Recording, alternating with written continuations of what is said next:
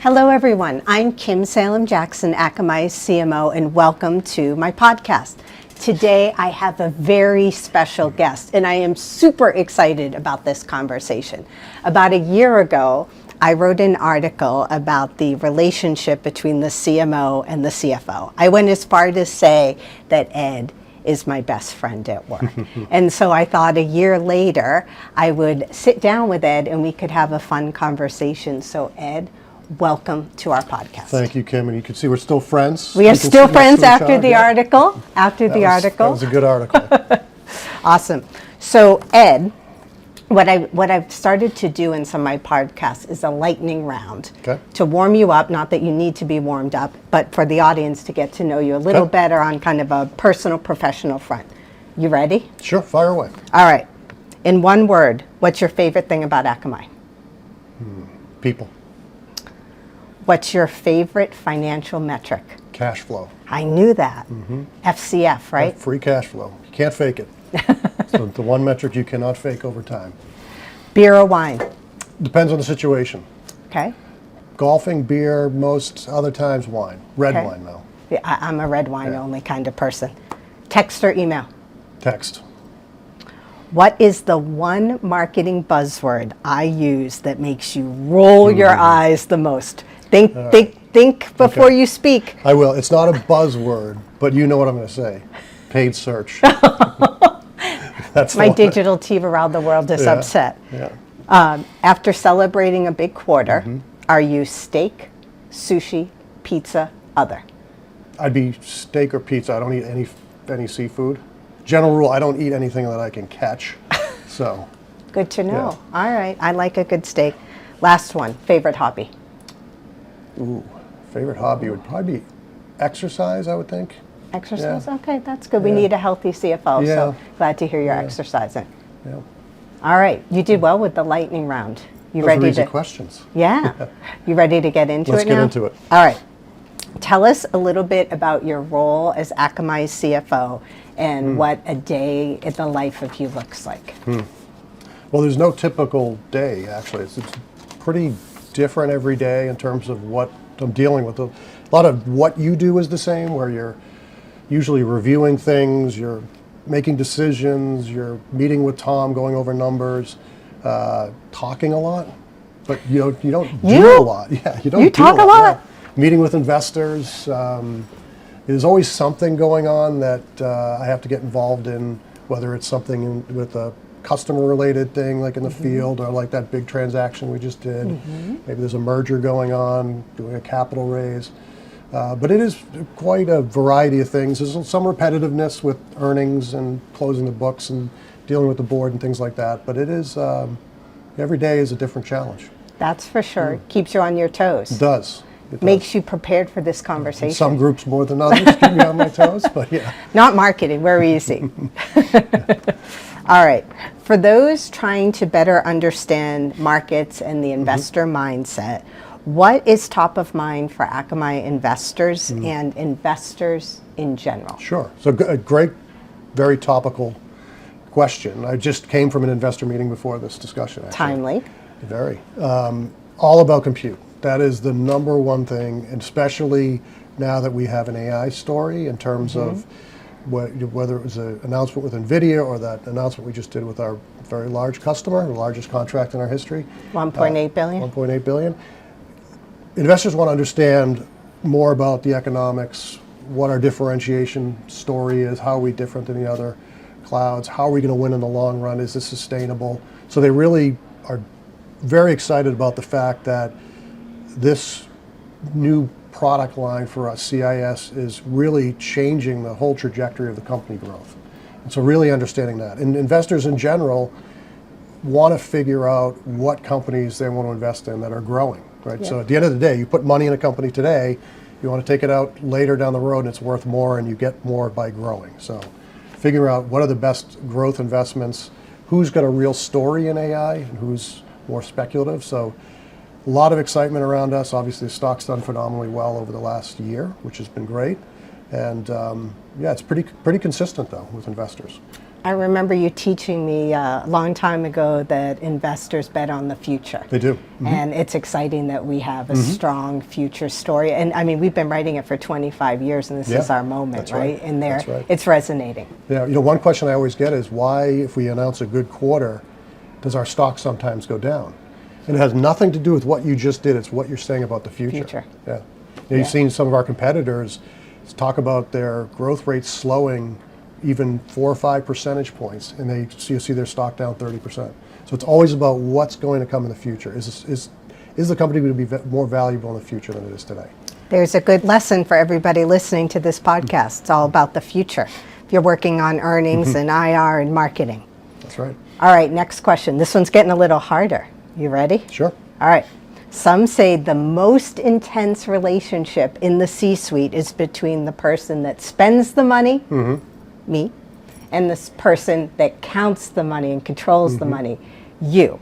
So, but actually, I think it's fair to say, don't make me look like a liar on camera, that you and I have a really good relationship. We do. We absolutely do. What do you think's the secret to that strong CFO and CMO relationship for all those CMOs out there that don't have a strong one, or those CFOs that say, marketing, you're a cost center and not a growth center? What do you think's our secret? I'd say, first of all, it's just an enormous amount of respect I have for you and your team and what you guys do. Likewise. You do things I can't do. I could never do your job, so I have an enormous amount of respect for that. Likewise. And I think we also don't take it personally. Nothing's personal. Nothing's personal, it's business, and we have a great relationship. Personally, our one-on-ones are generally filled with a lot of laughs. Entertainment. A lot of entertainment. And, we have the same goals. We're after the same thing at the end of the day.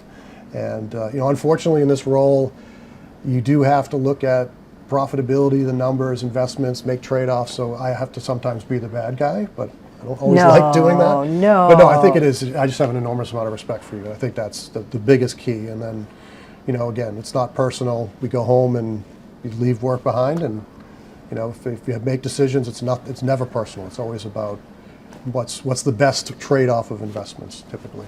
I couldn't agree more. And just to put a fine point on what Ed said for everyone listening, I am hyper-focused on driving up the stock price, right, and driving value creation for Akamai. And so Ed knows, even though I like to spend my way to greatness, that at the end of the day, we have that shared goal of creating value for our customers and the markets we serve. And that's why no matter if we agree to disagree, we know in the end that's our goal. After the same goal. You always, every one-on-one always starts off with, I just looked at the stock price. Right.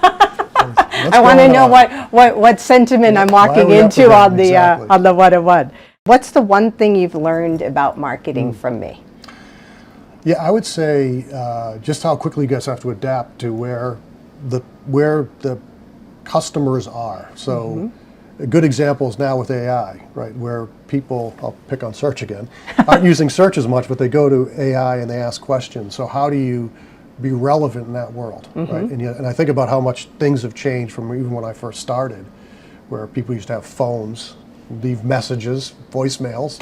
Now no one does that. It's all digital, and so you have to adapt to where people are, keep up with technology, and really find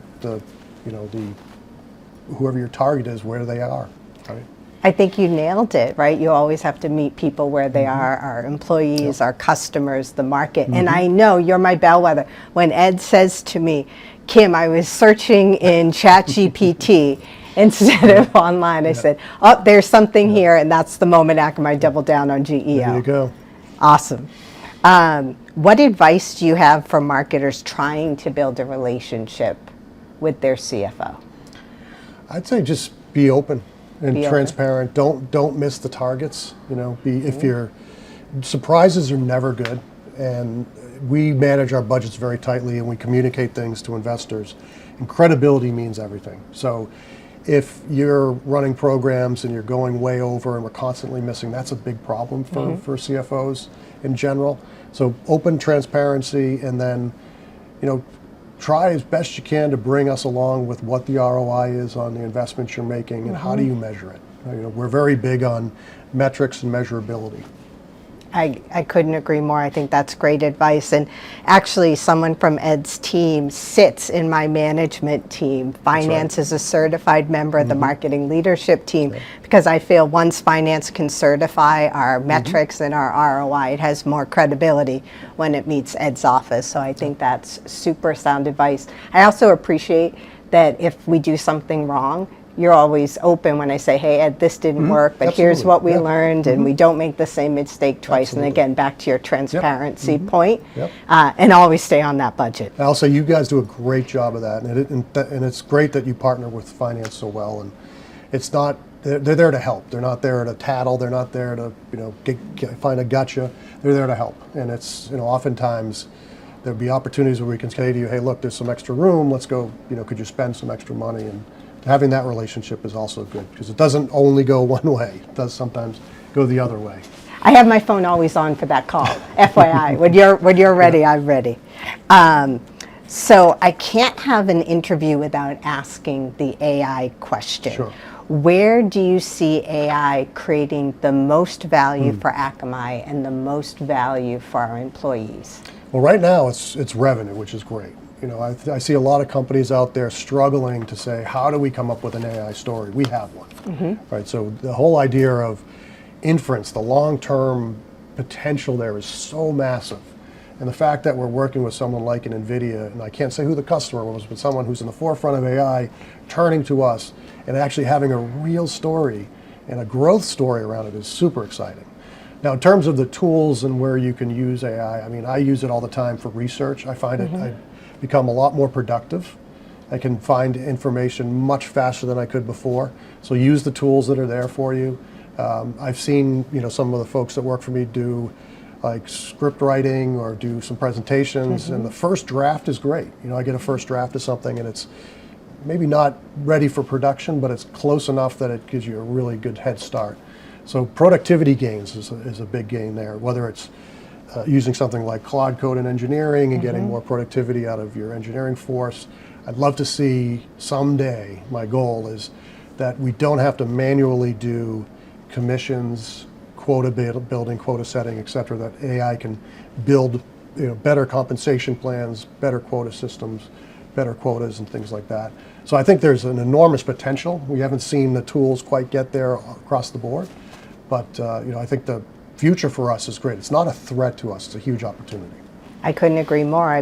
We talk about it all the time in our marketing, build, secure, and scale with AI, and then it bolsters our internal productivity. Exactly. You nailed it. It even solves that blank page problem, right? Exactly. It's not going to be the end-all, be-all answer, but it definitely bolsters our productivity. All right. I'm going to finish with a fun question so people get to know you just a little bit better, and they can walk away with yet another tangible learning, because you've shared a lot today. What is the best career advice you have ever received? I'd say there's two things. One I got from my father, which was when I got out of college. He said, go into public accounting, become a CPA. The reason for that was good times, bad times, you need accountants. He called it my plumber's license, effectively. So go become a plumber, basically. And then the second piece of advice came from George Conradis, which really helped me in my career at Akamai, where I had said to him one day that someday I wanted his job. Now, the closer I got to it, I realized I really don't want it. But Your he secret's said, safe with you me. need to go into sales. You need to understand customers. Get in front of customers. Work with the people who are selling. Understand the product at a different level. Why do people buy from you? Understand their pain points. And the more time you spend with customers, the better you prepare yourself to be an executive. You understand at every level what the products do, how salespeople have to interact with customers, what happens when there's a problem and you have to go own up to it, and just the presentation skills you develop by being put in a room and having to sell is really, really hard to do. So that was by far the best advice I got as far as my Akamai career. That's right. So two things: find a durable career. Find a durable career. And certainly finance is one of those. Looks like you did pretty well. So you listened to your father. He must have been a very wise man. And two, get close to the customer, because being close to the customer is the best guide that anyone has in navigating things, right? What's funny, George said to me when I told the story one day at a board lunch, and how he gave me this advice. And he said, if you came to me today as a hotshot salesperson, I would tell you got to go into finance if you wanted this job. So, yeah, those two career paths, you could do a lot coming out of either one of those. I met you when you were in sales, That's right. and then you moved over to finance, so That's you right. certainly lived those words. That's right. Well, Ed, I have to tell you, as always, it was an absolute pleasure Well, thank you, spending Kim. time with you. Thank you for Thank sharing your advice, and to everybody listening, thank you for the privilege of your time.